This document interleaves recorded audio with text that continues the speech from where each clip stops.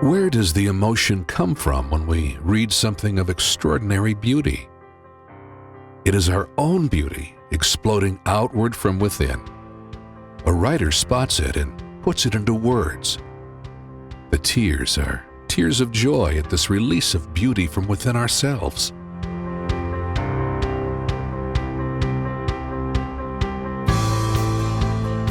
If someone tells me they've written a book of poetry, the first thing I think is, oh Lord, please don't ask me to read it.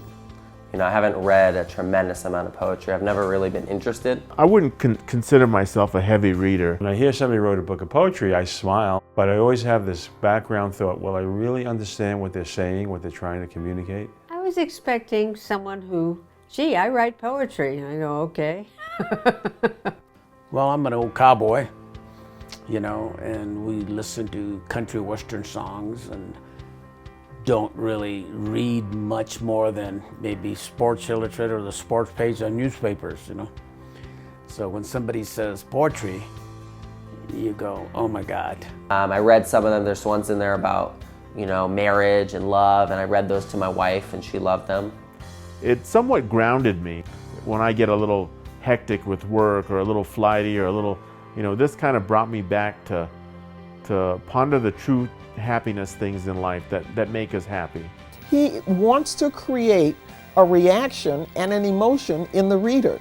He's not just throwing stuff out there. Even for people like me who are at best neutral about books on poetry, has fallen in love with this book. He kind of opens you up to like knowing more about yourself and more about others and more about this spiritual side of life that isn't really addressed in the rest of media or books or, you know, the general course of your life. He has a way of writing where he's giving you something that's moving from the heart. I mean, this is from the man. And you get to the end and he has some witticism that just makes you smile and makes you laugh. Every time I read it, I get tears. And I don't get tears from reading poetry. Brings out the greatness of the individual. I had tears running down my face by the time I finished the first poem. I read the next two or three. I called him with tears running down my face saying, Louis, I can't believe you did this. I really appreciate him thinking of me and sending me that book. It brings tears to my eyes right now. Thank you, Louis. That's it.